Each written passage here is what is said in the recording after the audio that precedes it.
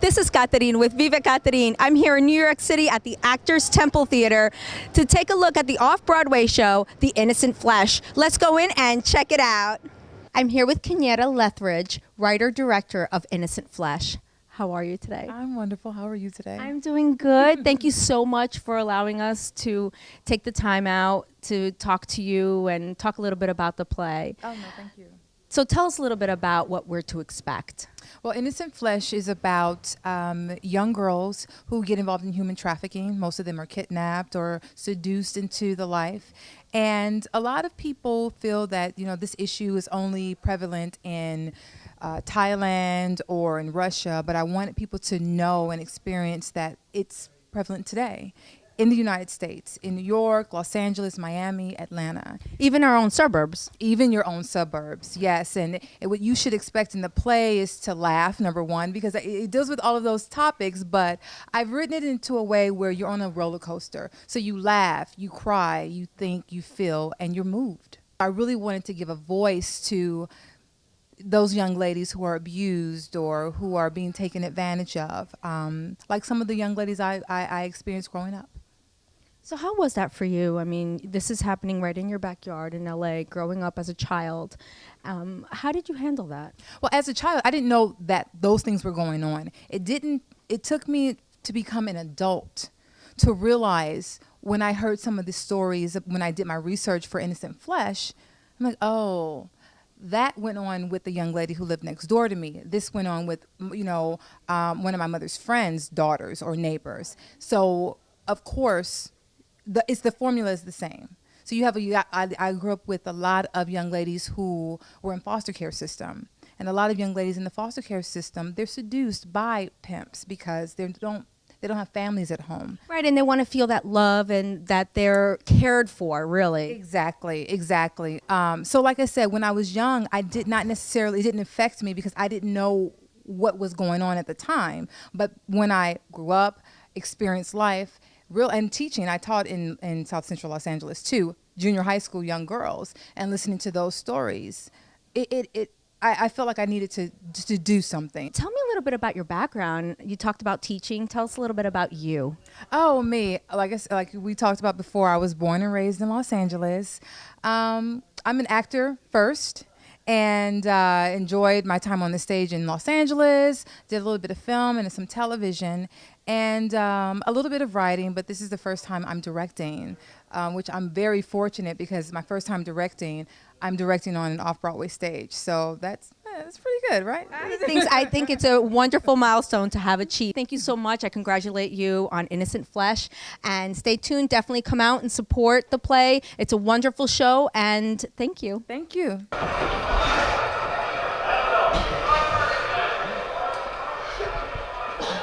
Here I'm at this Greyhound station, just me, no money, no clothes. I'm scared, I'm lost. I haven't eaten since I left home. And then this girl walks over to me. She's wearing really nice clothes. She's really pretty. She kind of looks like me. And then she tells me she wants to introduce you to this guy who's outside. And I see him. He's wearing these really slick clothes and he's in a really nice car, bumping his music loud. I mean, he's looking at me like I'm a woman. He smiles at me, he winks, calls for me to come over to him. I get in the car.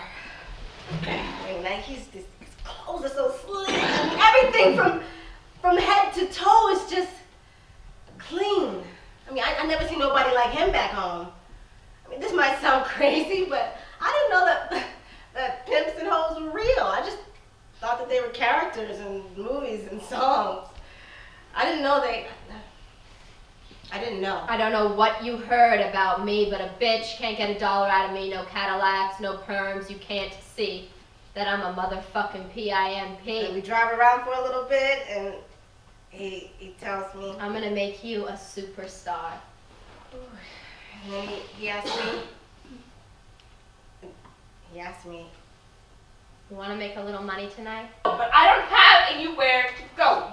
go home. No, I don't have a home. I ran away from my pimp. Go home to your mother, your father, your family. I can't. They don't understand me. I embarrass them. They've said that to you? My father is a doctor and my mother's a bitch. They don't need to say it. Well, I'm sure that they love you. Are you in school? They don't. I know. Like, I can't go to school. What do I look like? I'm 14, 3 grades behind. Well, your school can work with you to get you caught up. Okay. Why don't you just come in here just for the night, and then you and I can work on getting you out of this. When I woke up, I was in an alley, naked.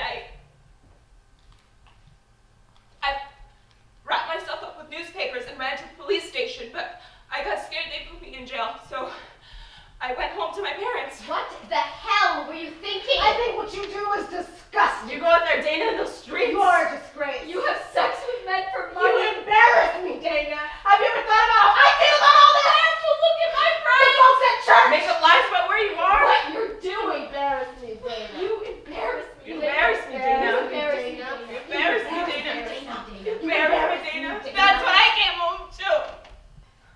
I want to be a model, like Naomi Campbell.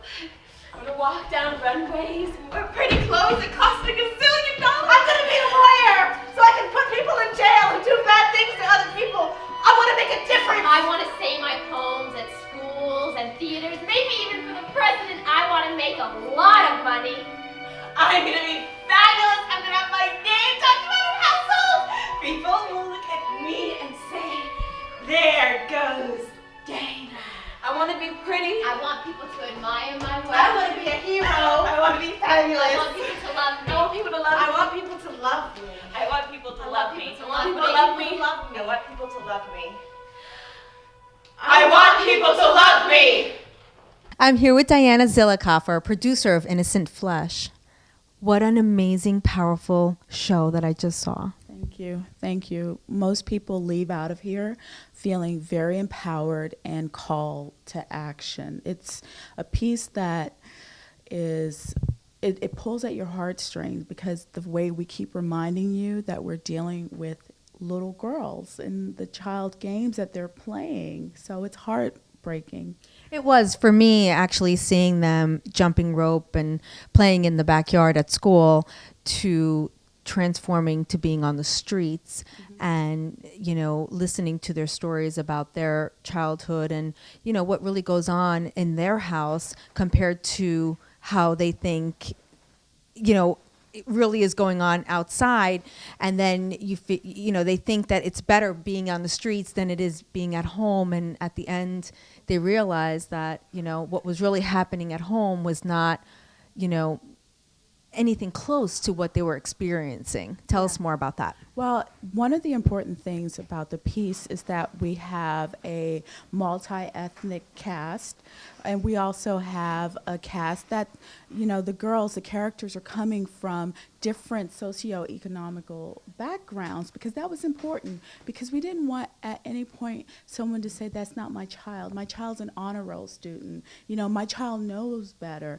And it's just in the subtleties of how they're coerced. The big bad guy, big bad wolf, doesn't come at you like the image of the devil, because we've all grown up with, you know, stranger danger, don't talk to stranger. It's in the subtleties of seduction and befriending these girls. And quite often, sometimes, as you saw in the piece, there are other girls that are bringing the girls into the life. And there's a whole series also with the fact that some of these girls eventually become the oppressors themselves. Yeah, and you see a lot of that happening through the social media, where they're introduced as friends and they show up to their house for a play date and they end up in another situation. Yeah, it's really amazing, because we as girls, wanting that camaraderie and wanting that association, we become best friends immediately. I'm like, oh, I love your earring. Oh my God, we're new best friends. And so basically that is what's happening.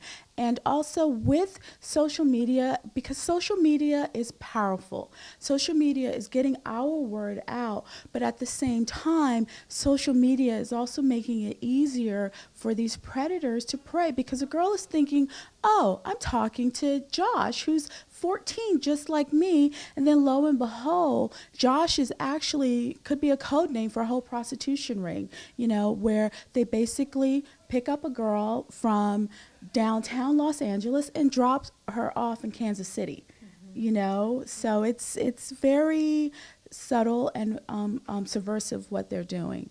So tell us more about your production with the play, and how was that for you? Oh, it's been an amazing journey. Our other producing partner, Michael Mann, the three of us, Kenyetta, myself, and Michael, have really worked hard to make sure that our cast is treated right, that we get this message across. We're all on the same team. Thank you so much. Congratulations on the production, and it's a pleasure to meet you. Thank you. I'm here with the cast for Innocent Flesh. You all did an amazing, remarkable job today. Thank you so much. Thank you. You have a limited set to work with. How is it like to work on a set like this? Well, there really is not much of a set. There's a few benches, so I just feel like there's really nothing to distract you from the issue and from what's going on. So as an actor, I always kind of feel like props and sets, like if they're not really necessary, they kind of get in your way. So I like that it's just you out there. Like that's all you have is just your own gut to work with. So yeah, it's great. How was it going from being a child in a playground to being on the street, basically? It's a quick shift. This play really moves. It's got a lot of sharp turns, but that makes it, in a way, easier to just jump in. Same with the set being very bare. It's like you just have to really use your imagination and just commit 100% fully, which is what you should always do, but it's absolutely necessary in this play because there's no leeway to mess around or warm into anything. You just got to go for it. Tell me a little bit about the message and what it meant for you. Oh, that's such a deep question. There's so many different layers to it, but it's definitely a message that in the past hasn't been getting enough exposure, and is only recently starting to get the kind of attention that it really warrants.